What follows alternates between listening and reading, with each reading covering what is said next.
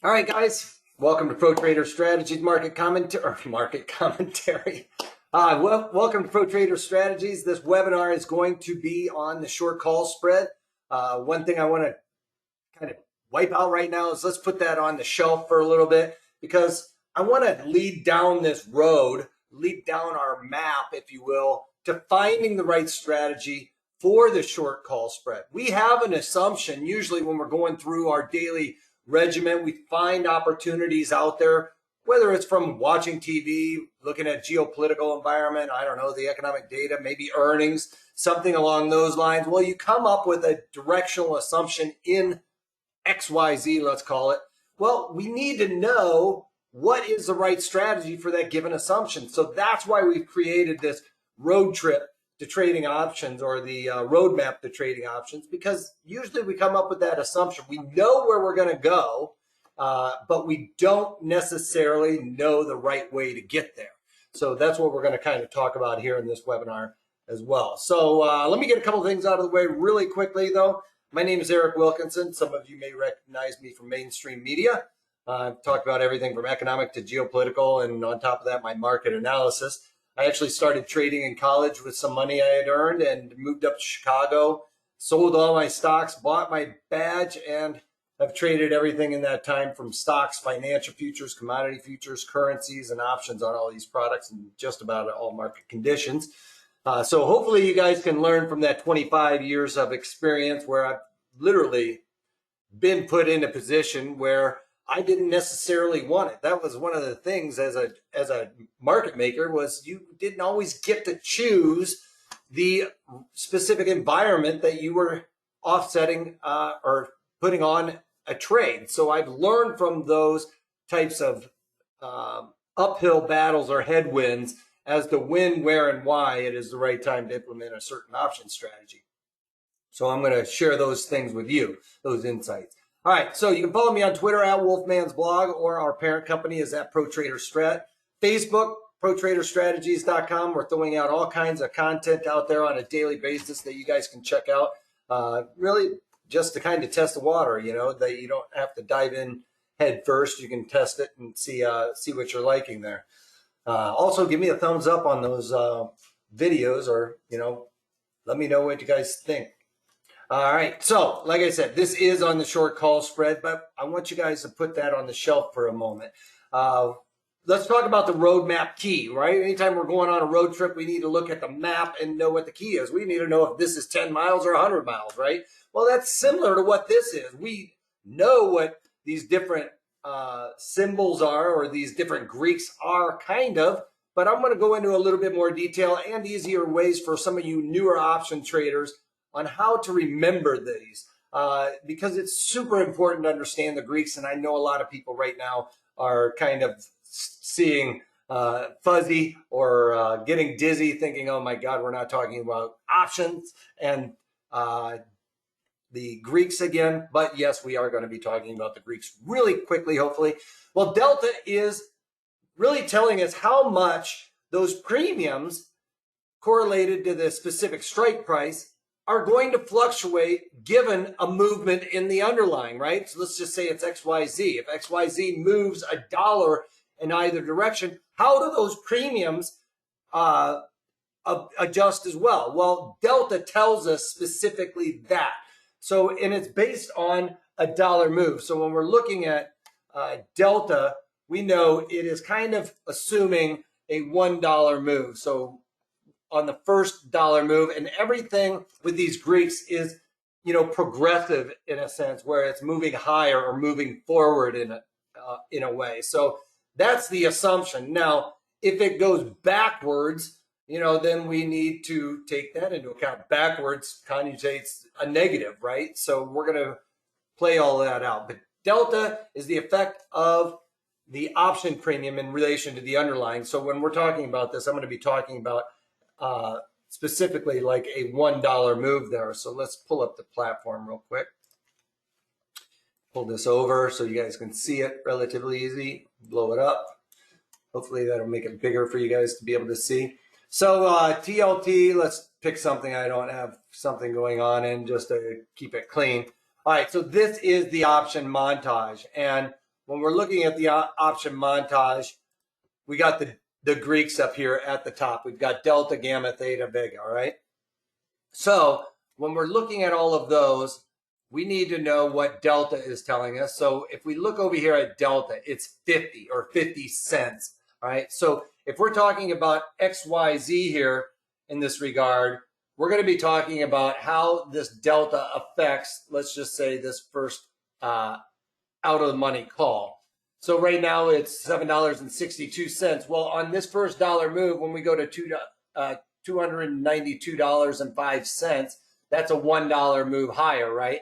Now, what is going to happen is this 50 cents goes into those premiums. So we would be looking at $8.12 on the bid. The offer would then be $8 and brain cramp, $8.18. Simple. All right, so that first dollar move, delta goes into it. If we look over here on the put side, we can see that that delta is negative on the put side. How do I get audio? Let me try and respond to him real quick.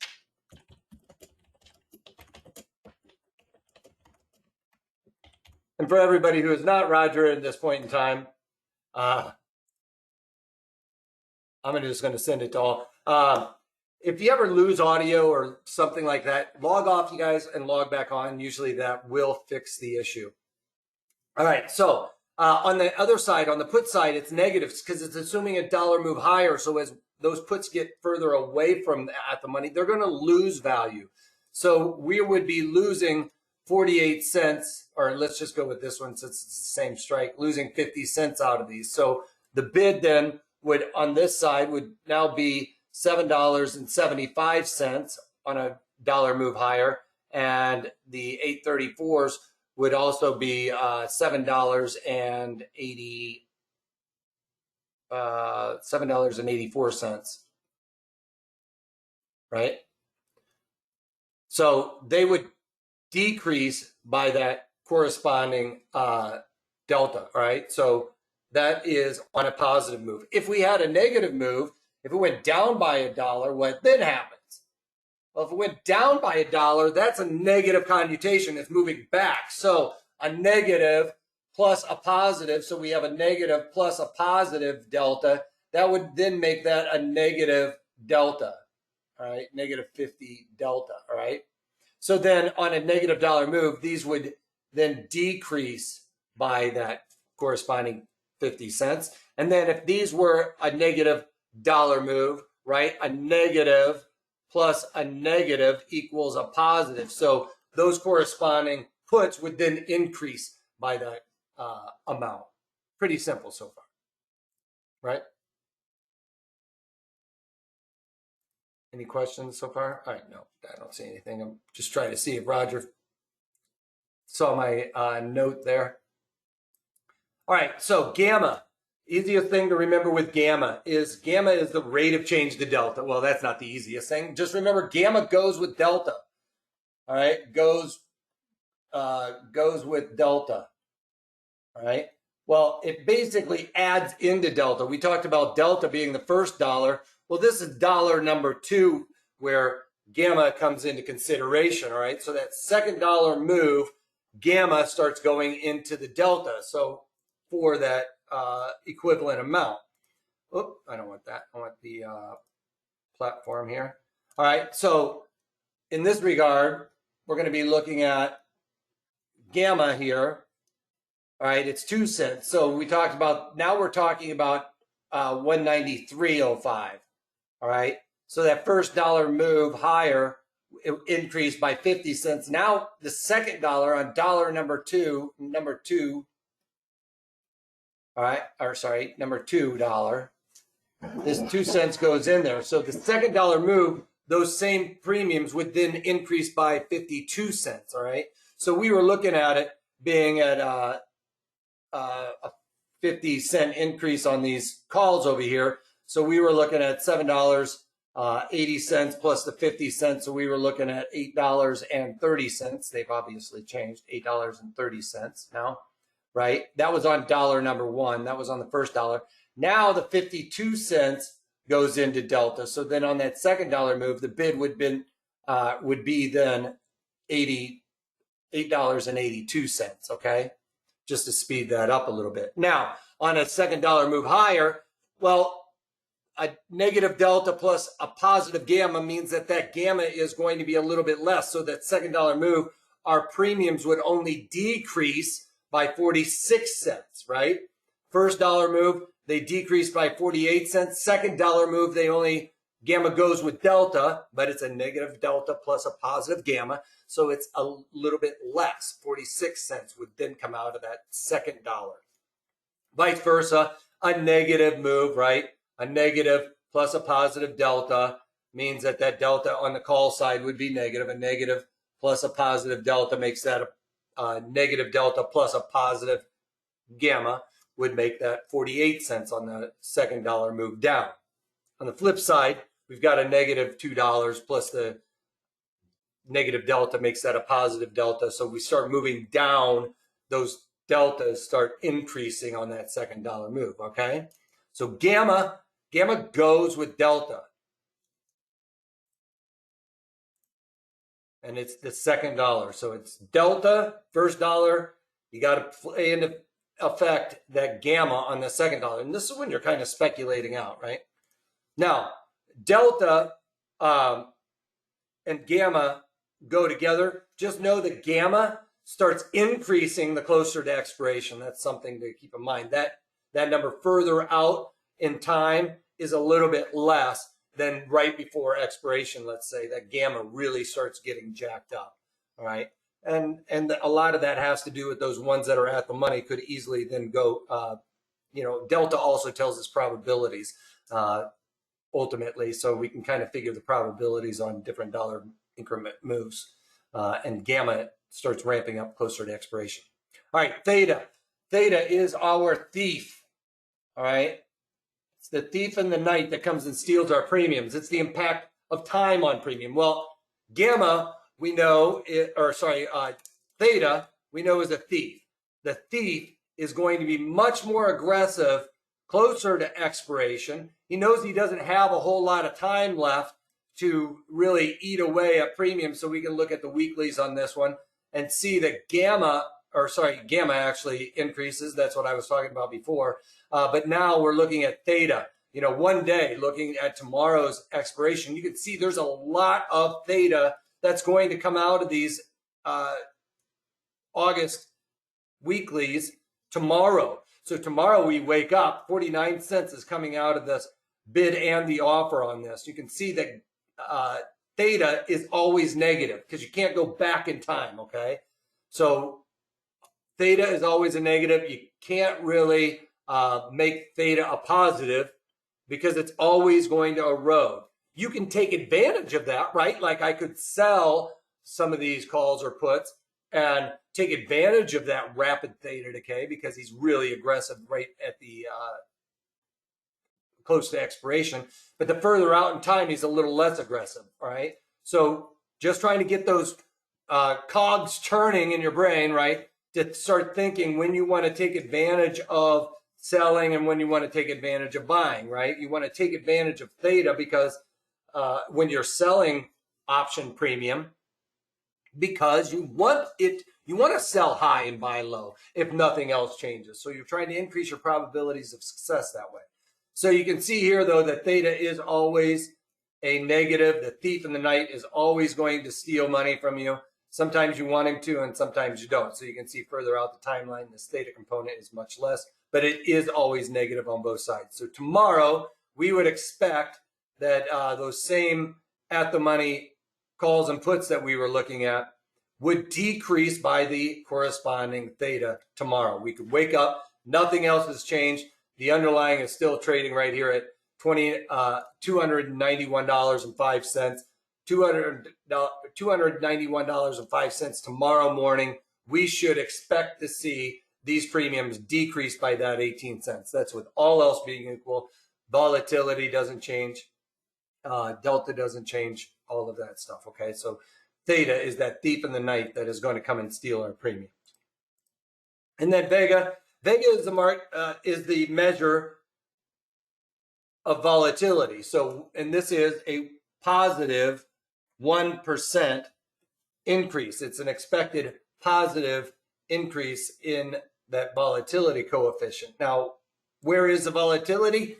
It's over here. So we look over here on the right side, at least on my platform, and we're looking at Vega here. We're talking about this number, all right? And it is implied volatility. It is a percent. I don't want to confuse anybody with implied volatility percent because that's what I use. But implied volatility for this is Vega. And when this increases by 1 percentage point, we're talking now at $32.82, or $32.82%. So 1 percentage point increase. We're talking about this volatility Vega coefficient adding into the premiums. Okay, so that's just a 1 percentage point move. That means this underlying hasn't changed a penny. Okay, then we get that Vega going into those premiums. And you can see that the further out of the money you get, it's a little bit less. The ones that are going to have that biggest volatility coefficients are the ones that are very close to the at the monies. All right. We're not talking about the 16 delta or anything like that. We're talking about the ones that are very close to at the money. Those are the ones that are going to have the highest volatility coefficient. Now, if we go and look volatility, we know affects further duration options a little bit more than the nearer duration options, right? So if you want to take advantage of volatility expanding, the idea is to kind of go out there along the curve, right? And if you want to take advantage of volatility expanding, you want low volatility, right? We'll talk about how you determine whether or not this 31.82 or this 37.10 is high or low for the Qs. We need to determine that. It's volatility is not equal along or across all underlyings. 31 for the Qs is completely different than 31 for Microsoft or Tesla or some of the other high flyer techs, okay? So we have to isolate where volatility is right now for this underlying. Implied volatility is right now, and kind of put it in relation to where it's been in the past, because what happens is we see a pretty good definitive line in the sand where volatility has a tendency to remain within these boundaries for a specific underlying. No, it doesn't mean that it can't break out and above that for a short period of time, but the idea is that it's going to want to come back to the mean, all right? And that's what we're looking for, is taking advantage of it when it expands by selling options, right?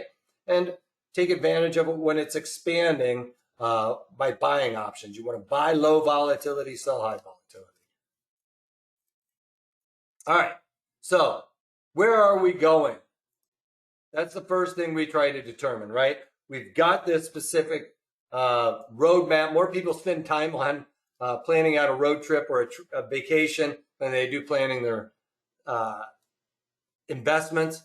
That's why we need to spend a little bit more time on planning investments. That's where we came up with the roadmap. All right, so what we're doing is we're just kind of like, you know, when you're going on a road trip, you just throw a dart at it and say, hey, you know what, I'm going to go. Sorry. I'm going to go like right. Oh, that's what I'm doing. I'm trying to put my eraser. I got a pen here. Believe it or not, that's the eraser. That's the pen. And I keep hitting the eraser, which is making it mouse. You know, you just throw a dot and say, I'm going right there. Well, that might be just on the side of the road somewhere, right? That's probably not a very good destination or plot, but let's just say, you know, we're going to hit somewhere up. We're going up here. You know, this is me, and we're going to go to Baba land. All right. Now, so we've kind of determined we are at least heading north, right? We're going to head north. How are we going to get there? Well, we don't necessarily know that, but one of the things we do know is we have then a bullish assumption if we're heading north to Baba. We believe Baba is, or sorry, let me back up. I don't know why I've started getting into Baba being bullish. Let me erase all of this. I'm not bullish in BABA. I am bearish in BABA. So let's just say this is me then. We'll just switch it. This is me and this is BABA. So we are heading south somehow, all right? So we do not have a bullish assumption. We have a bearish assumption, right? We believe it's bearish, all right? Maybe even slightly neutral. We just don't think it's going to continue to move high. Why? It's kind of like, you know, here's my assumption, how I come up with my assumption in BABA, right? As I'm seeing all these headwinds that the U.S. is kind of putting on Chinese companies dealing in the U.S. Is BABA the next shoe to drop? You know, we've already heard about TikTok and all of that stuff. That was big news today. Well, is BABA on the chopping list as well? A lot of U.S. manufacturers would hope not, because that's probably really streamlined their process of finding things, but that is still going to be a headwind moving forward. So I'm bearish in BABA. So I've come up with that assumption where, you know, this is me and we've got BABA down here. All right. So the next thing I need to really know is, you know, I've got that bearish assumption. I know my directional move here is downward. All right. So we're heading south, but now I kind of need to start deciding what direction do I believe I want to go. You know, I probably don't want to go that way, right? I don't want to go north to go south, like I kind of led you guys to believe in the beginning. No, I don't want to do that. I want to head south somehow. Whether we're going to go through Des Moines or head south and see all the stops. I forgot to pull out. I got a really funny. I like to hit all the tourist stops, to be honest. And I have a really funny tourist stop map of the United States. So now we have to determine, you know, we're not throwing darts at the board to find our destination, right? We've kind of picked a stock, and BABA, I have a bearish market assumption on it. Now, I have to determine whether or not BABA is a good destination. What I mean by that is there a lot of open interest in BABA? Is there a lot of things to do down there where I want to go, right? Well, I need to figure that out by looking at the option montage. So if you guys ever hear me talking about option montage, it's this page. And what I'm looking at is, in a sense, volume and open interest, all right? So for any stock that's greater than $100, we move the decimal place 3 ticks to the left, and so in this case, it would be 29.30 cents. So we look at the bid offer on the options that are closest to expiration. Right now, it's about 22 days. Closest to expiration being the ones that are closest to 35 days to expiration, really. But 22 days is about as close as we're going to get. It's the monthlies that are closer to expiration. Where the most time and volume is. So you can see that this is fitting that rule quite nicely. Less than 30 cents. I moved the decimal 3 ticks to the left, 29 cents. I need to look at the bid offer over here and see that it is less than 29 cents. Now, you know, on a stock that is less than $100, I'll just throw a Billy, even though I have a position in there. Any stock that's less than $100, it's less than or equal to 10 cents wide to the bid offer during open market operations. You can see that this fits that rule pretty well along those lines. eBay, less than 10 cents wide to the bid offer. You can see that fits those pretty good. And this is during open market operations. After the market closes, we see those markets get really wide. I'm sure we will see that happen over here in BABA. In BABA, we'll see that they've gotten really wide. You can see these are 70 cents wide. My rule here would be move the decimal 3 ticks to the left, 28 cents. So knowing that that was probably going to be the case, I did a screenshot right before the close of BABA for you. And here's what we're talking about, right? We've moved the decimal 3 ticks to the left. We're looking at 28 cents. All right, so I want to look down here at these options that are closest to expiration. You can see that it fits the rule there. Not quite there, but there it's a little bit wider. There it's pretty close. So what happens when it doesn't fit that rule, right? Well, what I would say here is that when we're talking about this destination and whether or not it is a good destination, if it is a stock, I don't know where I'm going to write this. It's a good destination, right? What we need to do is if XYZ is greater than $100, then I said we move the decimal 3 ticks to the left, right? To get that. So if it's less than or equal to that, so if it's, let's just say, for example, it's a $287 stock, we move it 3 ticks to the left, less than or equal to 87 cents to that bid offer, that would be a basic green light. Let me find this thing. So when we're looking at this, since we're doing the road trip theme, let's look at it like this. That would then be a green light, all right? So if we are looking at something that is XYZ and it is less than $100 stock, right? XYZ is less than $100 stock, then it's less than or equal to 10 cents wide, all right? That is a green light, all right? So it fits the rule, less than or equal to 10 cents.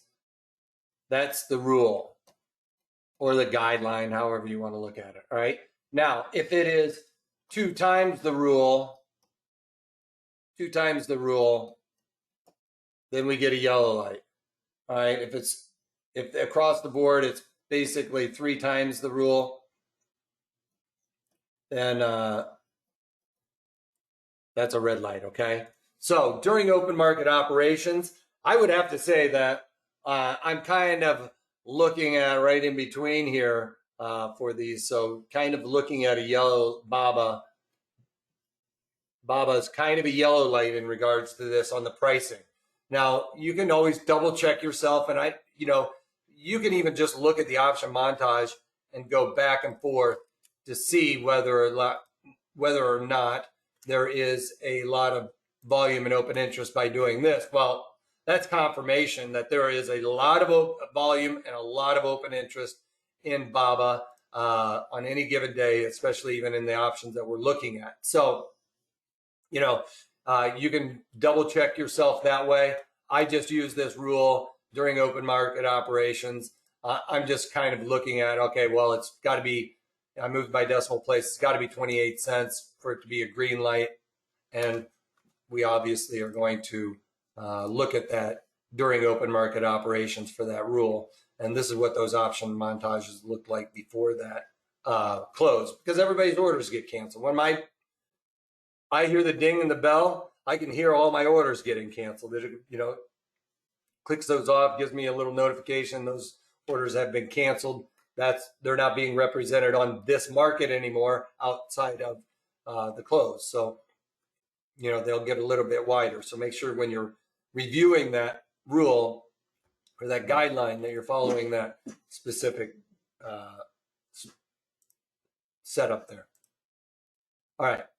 So destination, I'm going to say in BABA, we basically are looking at that yellow light there, right? So we are looking at going to BABA, but we know we need to proceed with caution.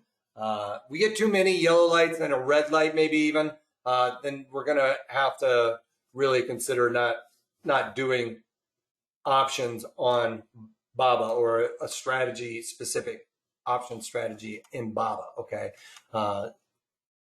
Moving forward. All right. So the next thing we need to do is look at the environment. Like, what is the environment in and around going to BABA? We're going on a road trip. We need to know what it's like to get there. When it's sunny and we're on a road trip, there's not a care in the world. We have low volatility. We're not feeling stress. We just know that it's going to be clear sailing. Well, when it's clear sailing, you know, you can take your time to go and visit those roadside attractions along the way. Go see the Cadillac Ranch, the biggest ball of yarn, the Corn Palace, wherever you're going. There's a roadside attraction for you.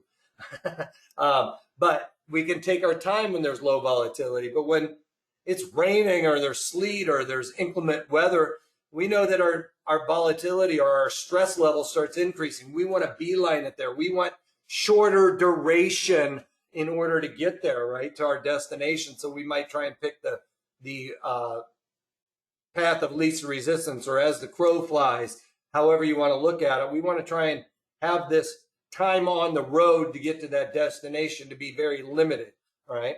So think about it, high volatility. When you're getting into high volatility, we talked about those premiums. For every dollar or for every 1 percentage point increase in the premium or in the volatility coefficient, those premiums start increasing. Well, if we are at high volatility for that underlying, we know that we are selling, or those premiums are the most expensive they've been, right?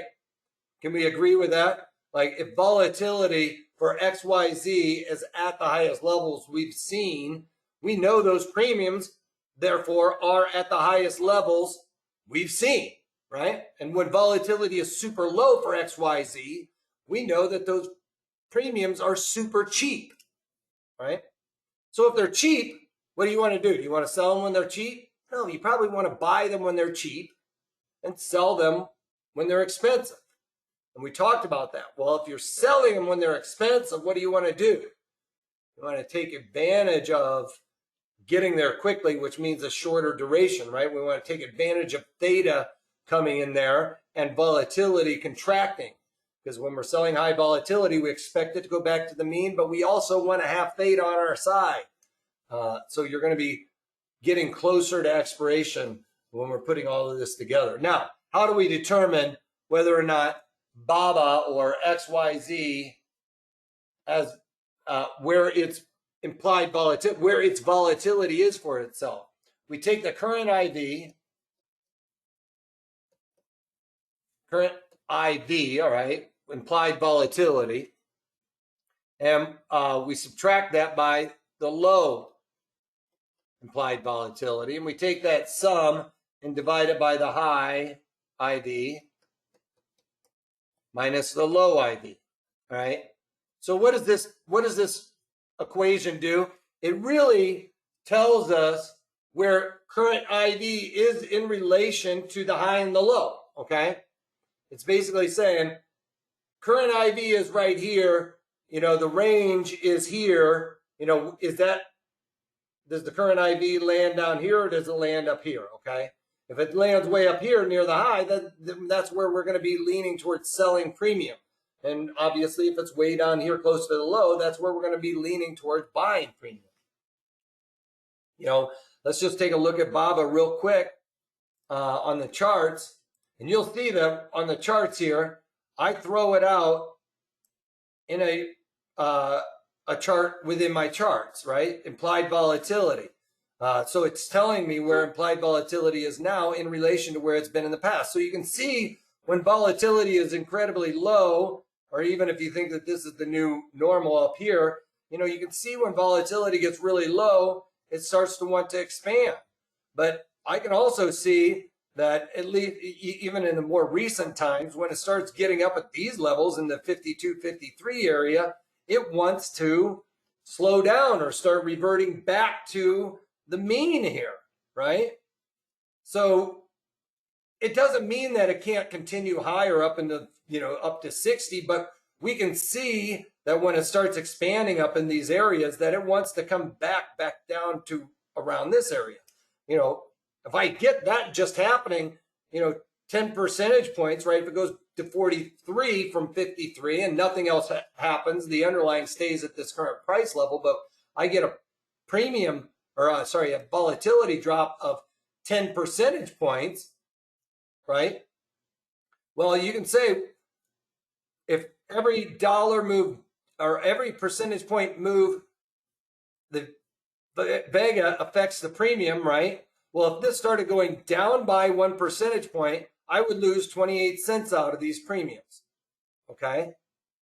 If it just went down by 1 percentage point, I'd lose 28 cents. What if it goes down by that 10 percentage point? That's $2.80. Even if nothing else happens here, I'm not even talking about the big theta component that we're trying to take advantage of as well, right? If it opened up tomorrow 10 percentage points lower, which is probably not likely, but just to give you guys to wrap your heads around this, I would lose, if it dropped by 10 percentage points, I would lose $2.80 plus the 1 day, which is 34 cents. So I'd lose over $3 in premium in these if I got that volatility drop and 1 day went by, right? So that's a pretty massive drop in the premiums just by setting yourself up. One of the few things we can do when we're trading options or putting on a trade in anything really is to set yourself up for success at the onset. Once you put that trade on, you're kind of beholden to the rest of the markets, right? All the forces that are going on. Well, the beauty in options is, we have all these other little nuances going on that we can take advantage of. We just need to know when, where, and why it is the right time. All right. So we want to take advantage of premiums when they are really expensive. All right. We want to take advantage of that by selling those and obviously take advantage of cheap premiums. And all you have to worry about is that theta component. Well, how do you limit that theta component? When you're buying, you go further out in time. All right. Kind of beating that dead horse at this point, aren't I? All right, so now, why does volatility matter? I think I probably already said this 100 times, right? Volatility affects the options premiums. When volatility is high, we sell premium. And like I said, we're looking at IV percent, and that is that current IV minus the low IV divided by the high IV. Right, minus the low IV. That's the equation I'm talking about, equals IV percent, right? So when IV percent in this regard is greater than, when it's greater than 50% for a stock, when a stock is greater than 50%, any stock, individual stock is greater than 50%, that's when we are going to look to sell. Right? Or if it's an ETF, it's greater than 30%, right? And these are people with relatively strong risk parameters. And if it's less than 50% for a stock, then we want to buy. And if it's less than 30% for an ETF, we want to buy. All right. Now, if you're newer to options trading, this is your first rodeo, whatever, then I don't have a problem with you saying, okay, if it's greater than 75%, all right. For an ETF, it's greater than 50%, all right.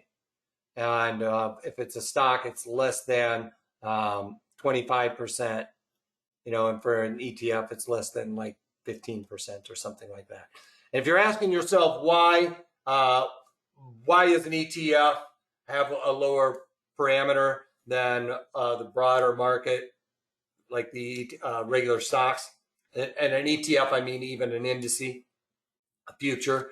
What I'm talking about is that these are baskets of goods, or an index is a basket of a bunch of different underlyings, and all of their volatilities meld each other out. So it has a tendency to spike a little bit, but it also has, if it spikes, it reverts back very quickly. So it's usually pretty difficult to see the ETF really spike high very quickly. But I don't have a problem, you guys, adjusting those a little bit to the corresponding ones that I have listed there. So that's kind of our guideline for this. If volatility is high, that's when we want to sell the premium. If volatility is low, that's when we want to buy premium. Now, volatility is probably the most important aspect of determining whether or not we are selling option strategies or buying option strategies. The next thing we're going to be also looking at would be then theta and how that's going to really affect our premiums. All right, so we want to look at a specific example for BABA. We want to know where this 52.5 right there, that's where implied volatility, current implied volatility is. So remember, we have our equation that we're going to be looking at. We need to know where this high mark is. We need to know where the low mark is right there. You know, and I have no problem if you discount where it was previously. Like if you want to say I take out all of this, we can look at that number as well. I'll have to ballpark it a little bit, but we know the high is 73, the low is 23, and currently it is 52.5. So let's just call it 53. So I need to take the current, which is 53. I'm doing this from simple math. Bottom is 23, right? So this is 23 down here.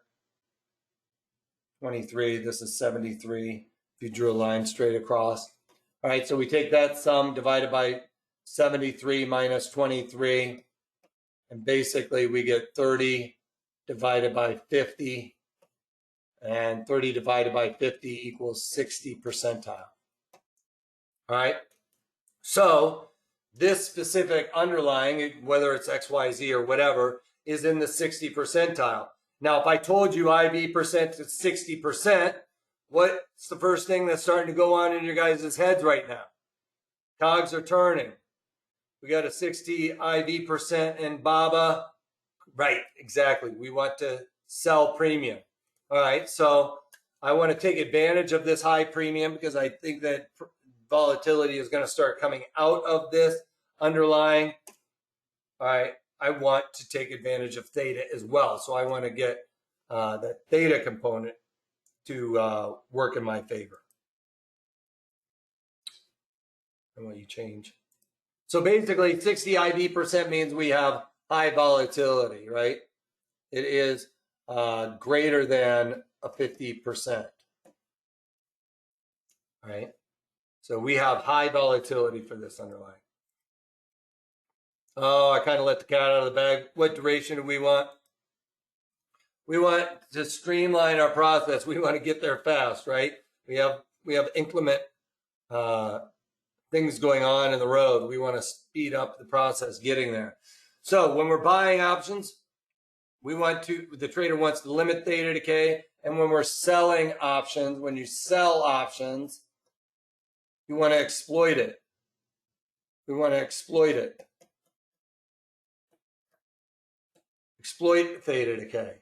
So here's a good representation. I kind of showed you on that on the option montage when we pulled that up. You know, Theta, that thief, doesn't really do a whole lot way out here. He's kind of nickeling and diming you, but inside of here, he's starting to get aggressive. That's why I'm always talking about that 35 days to expiration. That's where people start looking at the option montage.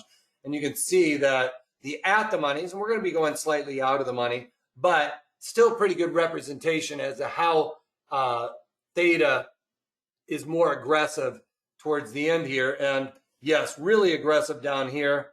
I like to stay away from all of this because gamma really starts ramping up inside of that 7 days. And I don't want to deal with that on these type of trades. I'd like to get in somewhere out here and then take advantage of that drop in theta.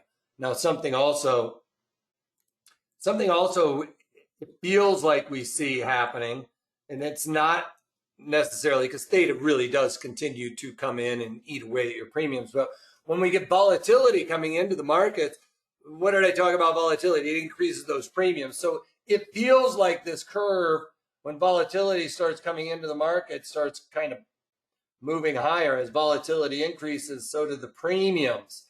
So then when that volatility comes out, like I showed in that chart, like I expect volatility to come out of BABA, it really starts catching up to this curve, okay? And it's like a balloon. Volatility blows up that balloon, and when you let out the air, it snaps, all right? So it snaps back. So, you know, we would be selling premium up here. We would see those premiums really come out of what we're doing with the underlying. So we've talked about this a little bit. We've got high volatility. I know I've got a bearish assumption in this underlying. I've got high volatility. I want to sell premiums when I have that really high volatility, and I expect it to come down. That's also part of that whole high volatility mantra, is that you expect it to come down. So I do expect volatility to come out of BABA, and I want to take advantage of theta decay. So one thing I don't want, though, is a rising tide lifts all ships, right? We've seen markets be irrational longer than we can stay solvent. So I'm a little worried about BABA like blasting off to the upside. Maybe they are exempt from all of this stuff, or we hear something like that, or maybe there's a U.S. company that decides they want to buy BABA. I don't know, something as ridiculous as Walmart wanting to buy TikTok. I see Walmart. I see the reasoning why Walmart wants to buy TikTok. Don't get me wrong, but it just seems like a big pivot.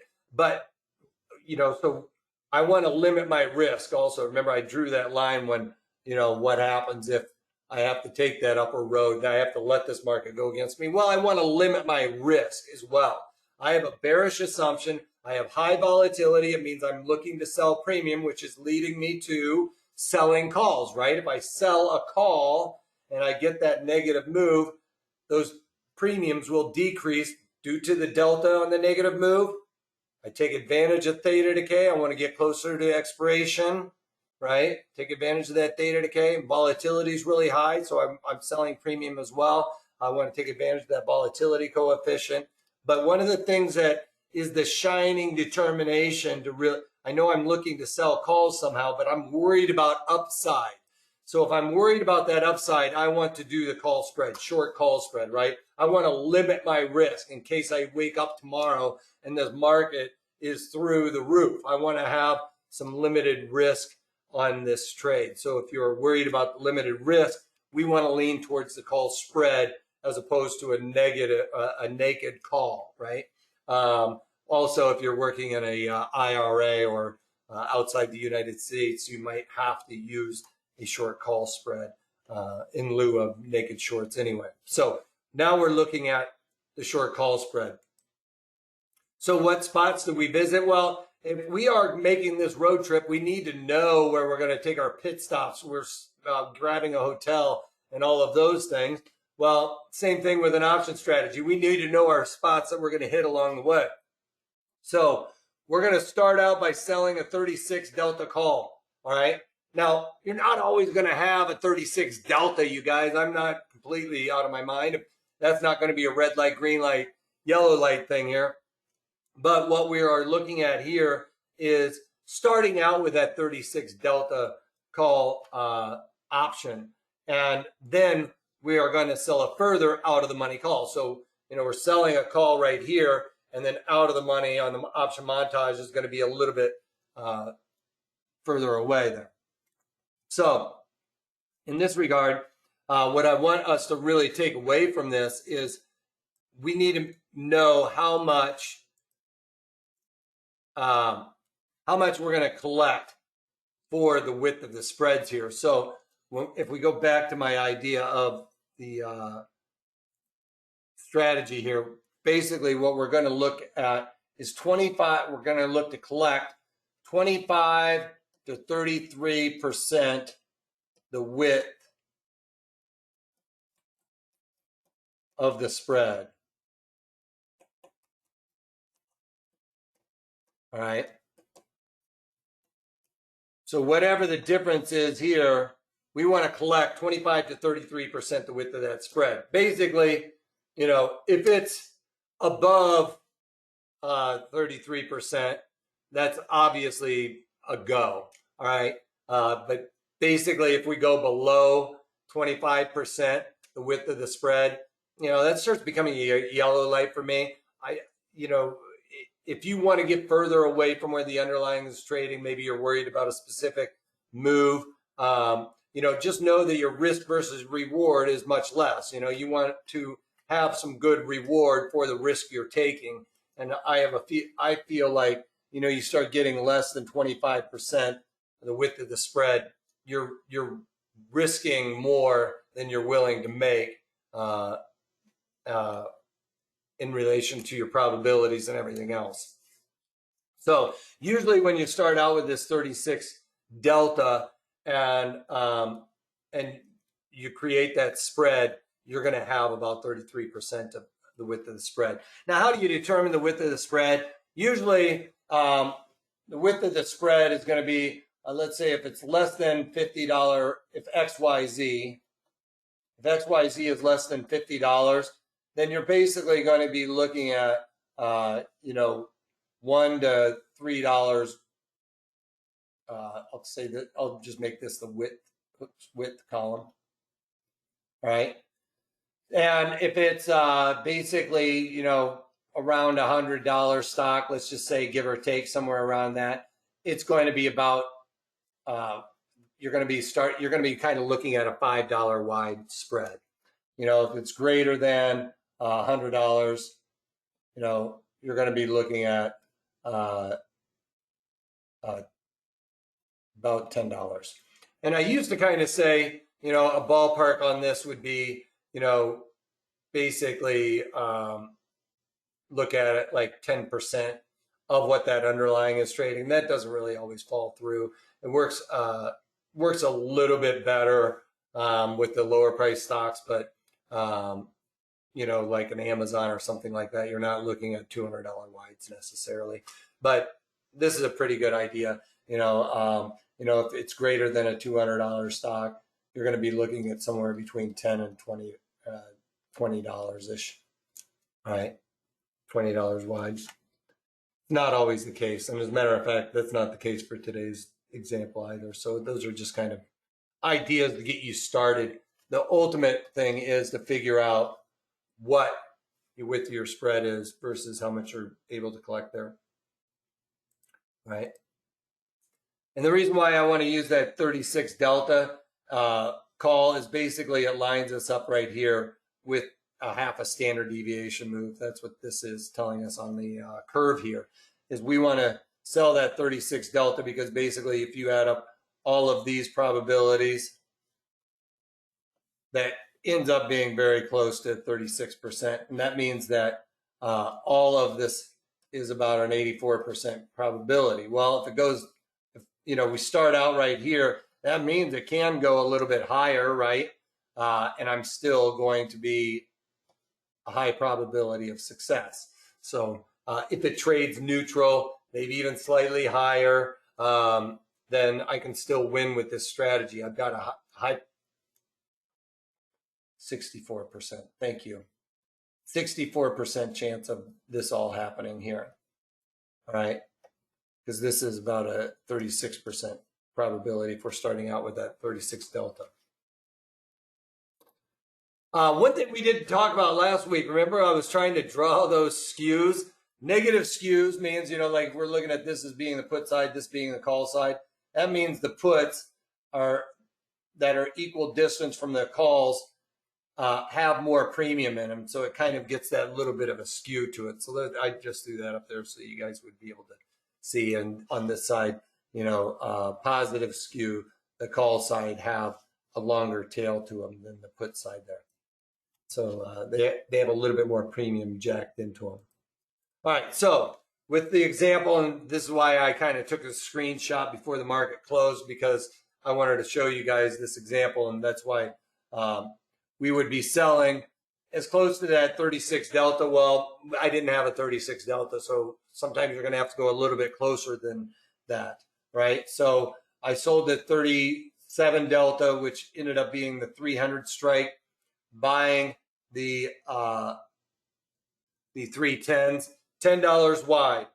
I'm pretty easy on the math, right? My credit is $2.87. Well, that is almost 29% the width of the spread. So in my eyes, this is a green light so far, right? We can see we moved the decimal 3 ticks to the left. We can see that, 28 cents. It fits the rule, in some regards. So I would say that, it's pretty much a yellow light on the pricing for BABA. My volatility, my implied volatility, we determined this 53 is a 60 IV percent. So that makes that a green light. You know, so I'm checking off the boxes there. Got high implied volatility, 22 days. That's as close to 35 days to expiration as I can get. You know, I don't want to go further out the curve. I want to take advantage of that theta happening. So I'm leaning towards these September contracts here. So when we're checking off the things, I've got a bearish assumption. I'm bearish, right? So I've got that figured out. I've checked off the destination because that's that, you know, less than or equal to 10 cents deal from the bid to the offer, or bid ask.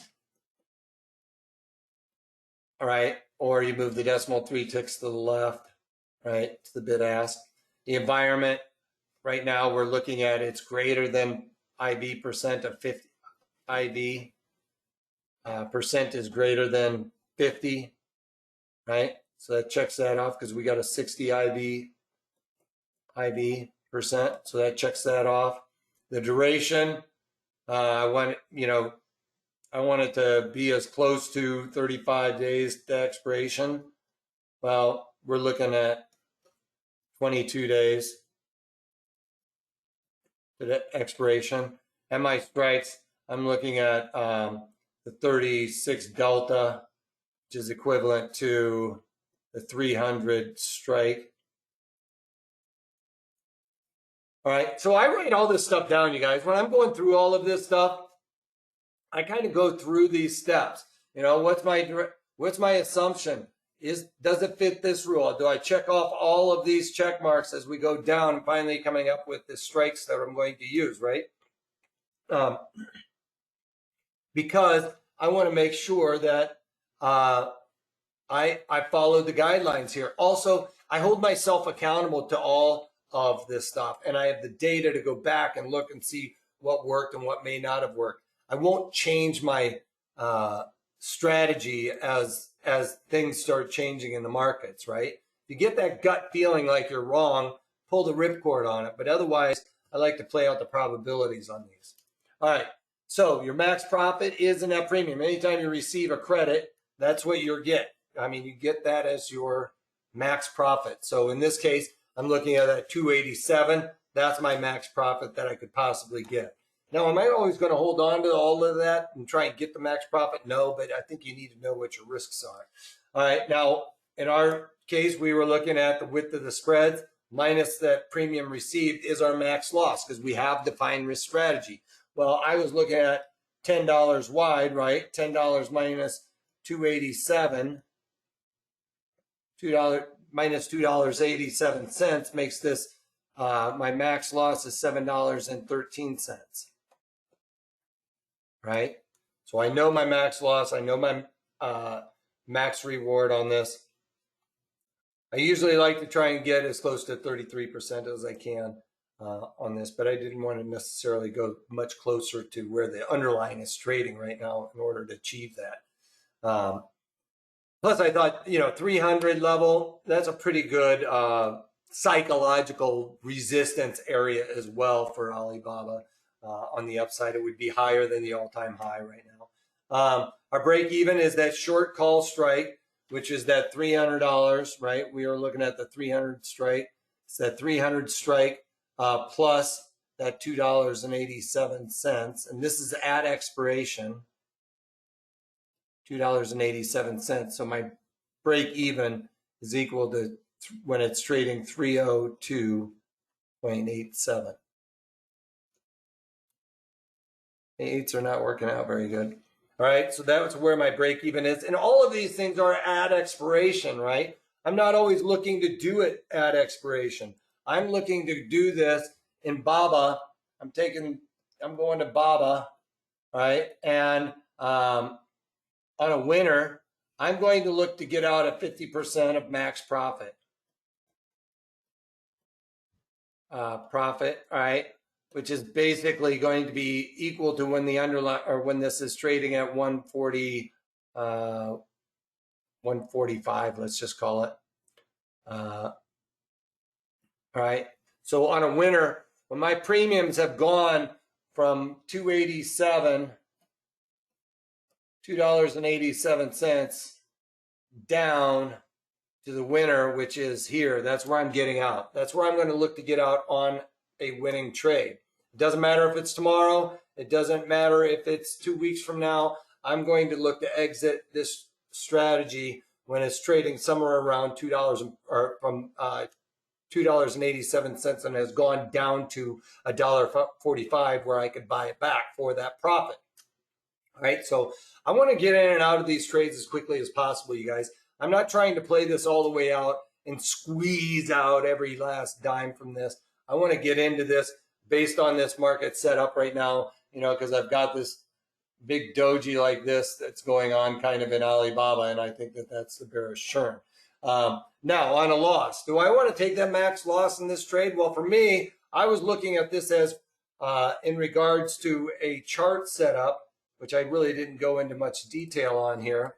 But if I'm looking at BABA, you know, this is what I'm talking about. I've got this big candle up here. I've got the big red candle, confirmation of a top. You know, I think it's going to roll back down to about this area, right? If I get that rollover by about 30 some odd dollars, I think that I am going to be easily at 50% of my max profit. So that's kind of where I think it's going to go.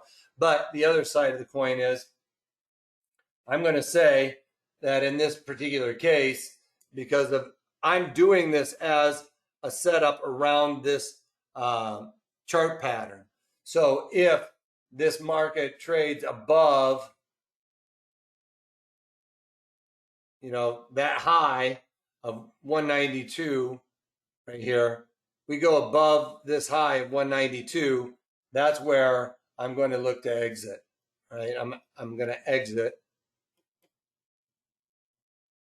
You know, if it settles at 193, right? Exit 193. So on the loss for this one, I would say, you know, I'm going to be looking at this above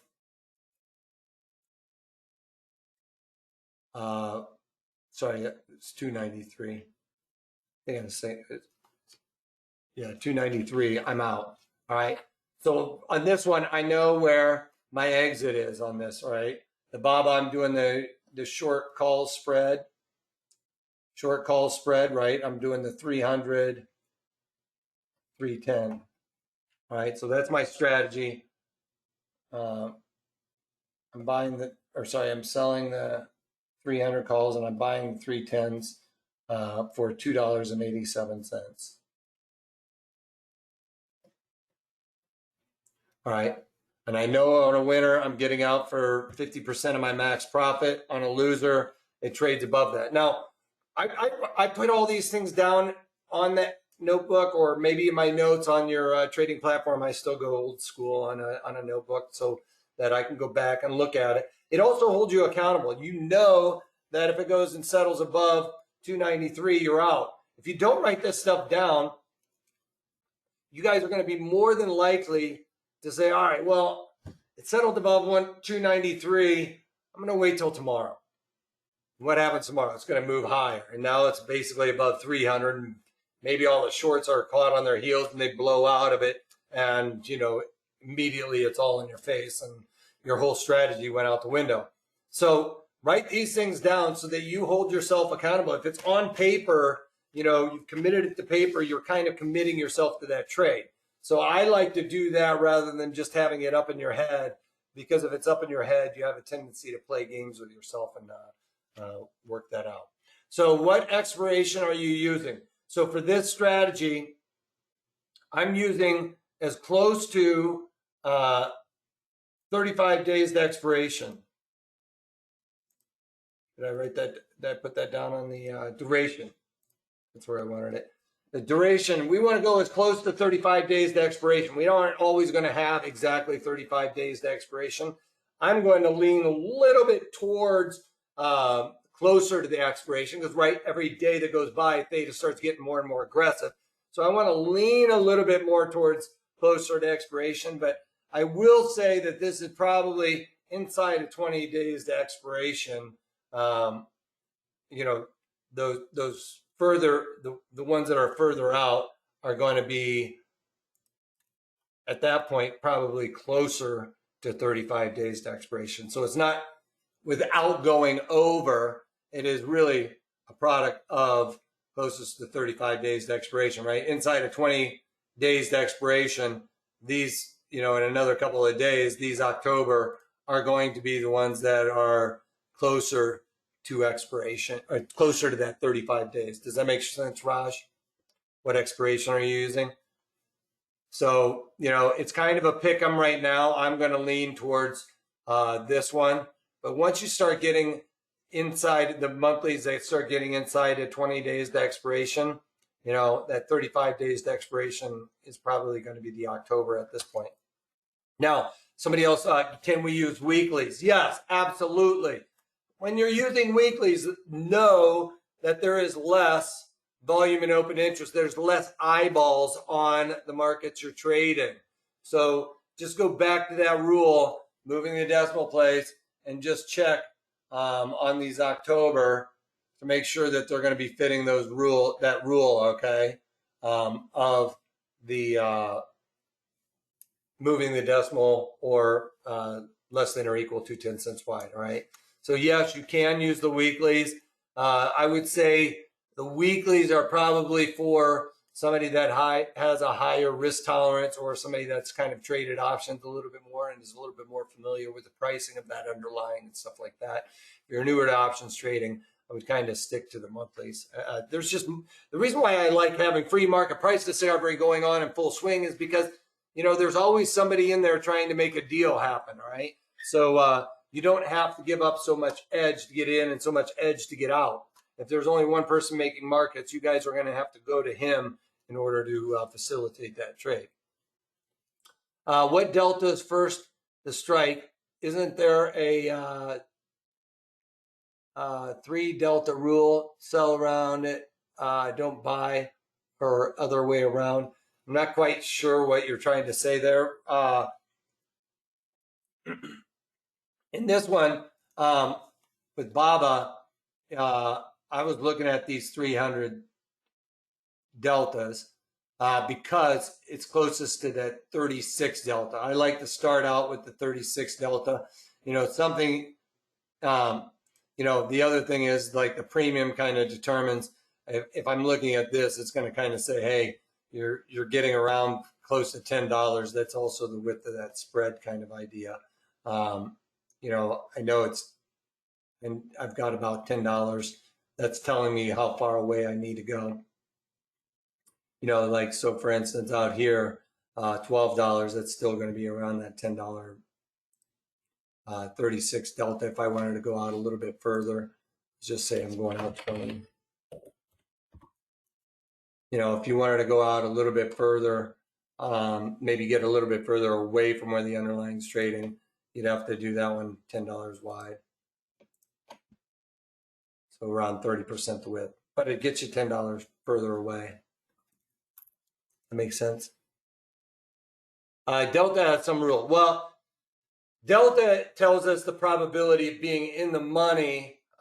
This might be what you're talking about. So if I'm looking at selling this 36 delta or 37 delta in this case, I have a 37% probability of being out of the money at expiration, all right? Inside, that means I have a 63% probability of being out of the money, which is pretty good probabilities. Delta also tells us 2 times the delta means that's my probability of being touched, meaning in the next 22 days, I have about a 64% probability the underlying is going to come up here and trade 30, all right? That's a floor trader hack. 2 times the delta is the probability the underlying comes up and hits this, okay? And pulls away, so that helps keep your mind straight, right? But when we're entering this strategy, there's a 37% probability of being in the money at expiration. So on September 18th, there's only a 37% probability Baba will be in the money by 1 penny, or will be $300.01 at expiration. But, in the next 22 days, there is a 64% probability that Baba will trade up to $300.01. Okay, so 2 times the delta means the probability of being kissed or going slightly in the money for at least that duration. But no, at the end of the day, our probabilities are our probabilities. Sell above but below or revert a guideline third. Oh, 1/3 width of the premiums. Yes, you account for implied volatility. Implied volatility over here is 54. Well, yes, I take into account where current implied volatility is in relation to where it's been in the past. So we need to know, yes, relative to where it's been in the past. So it needs to be above 50 IV%, which is that that rule. Current IV minus the low, high IV, or divide that current IV minus the low IV, take that sum, divide it by the high minus the low, where that is in relation to where it's been in the past. This, in the regards to this, right now at 53, that is in the 60 percentile. Okay.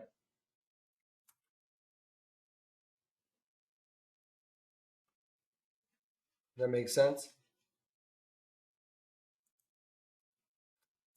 So that's kind of where, hopefully it's going to put up all my writing, because the writing came up at the very end. There it is. So these are those guidelines I was talking about: bearish, destination, environment, duration, strikes.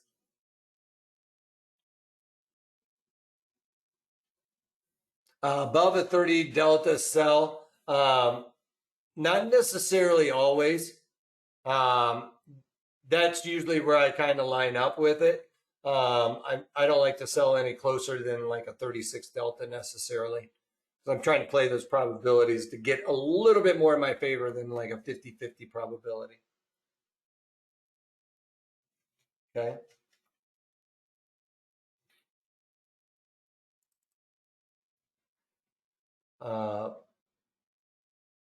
Put spread for bullish, call spread for bearish. Absolutely. Yes. For a credit. Always for a credit. Yes. Good job. You're on it, man. You got it, guys. All right. So this is the offer, you guys. I'm throwing this over the chat box right now, sending that out to you. There's a hot link over there. You know, you guys might be thinking, hey, we're kind of past earnings right now. Well, there's still a lot of earnings out there, to be quite honest, that we can take advantage of, earnings specific trades. But I also talk about in this course how to set up for the next earnings cycle, how we can take advantage of that longer term, that next bout, of earnings, and how we think that things are going to shake out there. There's option strategies for setting up for the next earnings cycle. So take advantage of this by clicking on that hot link. If you are watching this on tape delay, you're going to have to pause this video and punch that into your URL, options course / earnings with options, to take advantage of it. $36. If you guys are watching TV to get your trade recommendations and your option strategies, I can tell you that that is not the thing you want to necessarily be doing. Sorry, I flipped straight to the disclaimer. But please take a moment to go over this disclaimer while we're there. I might as well. The hot link is in the chat window. You'd have to go back and pause for the other link here. This is also a link for that same earnings course. Thank you guys all for participating in this. Later webinars, I'll drill down on different option components, when and where I'll find those. Also, give us a call at 310-598-6677 or email us at trading@protraderstrategies.com if you have any questions, comments, or ideas for future webinars. We'd love to hear those as well. But like I said, if you are watching TV and you're seeing somebody tell you to go out and buy a call ahead of an options or ahead of an earnings, you are really setting yourself up for a disaster, to be honest. And that's what a lot of these guys on mainstream media are saying. And that has to do with the fact that the the governing bodies are not allowing them to give different types of trade recommendations that are probably more appropriate. All right, they have to put a blanket out there for everybody that don't understand options. I will drill into the details of these option strategies, when, where, and why you should be doing it this way. And I think that I come up with a pretty good case, just like in this webinar. I think I came up with a pretty good case for you guys why we would want to be selling an options or a call spread given my directional assumption. Now, I'm not trying to give you guys a directional assumption, and Bob, I might very well be wrong in my assumption, right? I'm just trying to say, hey, we've got a bearish assumption in this underlying. I'm worried about the upside in it. It has high implied volatility. Well, when it has high implied volatility, it's got high premiums. I want to take advantage of selling high premiums, and I want to take advantage of theta decay. Well, what does that do? That brings us into nearer duration options, selling premiums. What strike location? Well, I want to start out with that 36 delta. Why? Because my probabilities of being in the money at expiration are very low. Also, it gives me a good risk versus reward on the spread that I'm doing. All right, I'm risking 2 to make 1, but you might be saying, hey, my risk reward isn't very good, Wolfman. Well, yeah, but my probabilities of being in the money are very small. So yes, anytime your probabilities of something happening are very small, you have to give up something in return, right? It's kind of like the yin and the yang. All right, well, in this case, I have very small probabilities of being in the money, so I have to have more risk on the table versus my reward, which is at $2.87 or something. All right, so those are all the reasons why we come and build this up. Yeah, I think that, you can go online, obviously, and figure out how to do a short call spread, and it won't take you an hour worth of webinar to figure that out. But there's more to it, you see. I mean, that's why people on TV don't always know the devil of the details, okay? To be quite honest. They don't always say the right things. So for $36, yeah, that TV education is free, but it will probably cost you a heck of a lot more than $36 on one given trade that they were wrong about the strategy. All right, so without further ado, that's all I got for you guys. I thank you for the kind words. I see some of that stuff pulling up there.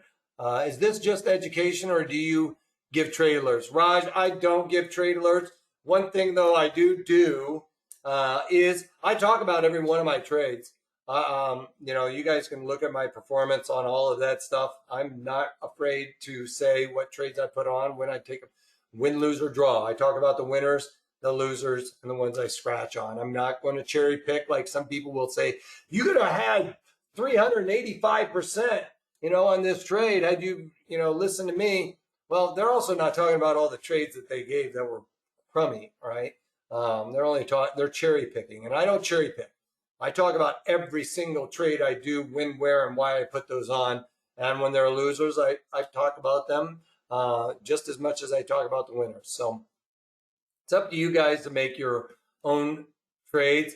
You can follow along with me, and I don't have a problem, but just know I am educating and know your risks. Make sure you read over this disclaimer. We all have to be big boys and girls. I want to teach you guys all how to swim. I'm not here to swim for you. How's that? But you're more than welcome to follow my daily market commentaries and implement that into your portfolio in your own way. Does that make sense? Exactly, Raj. I'm not giving. I can't. I don't believe in it. I don't know what people out there's risk parameters are. I don't know how much options trading or trading in general you've had. I don't know what underlines in your portfolio. So if you love Tesla, you guys, and I don't like Tesla. I would hate to have you guys following my beliefs in a specific underline. You are a very fine teacher, Wolfman. Thank you. I appreciate that kind words. Thanks.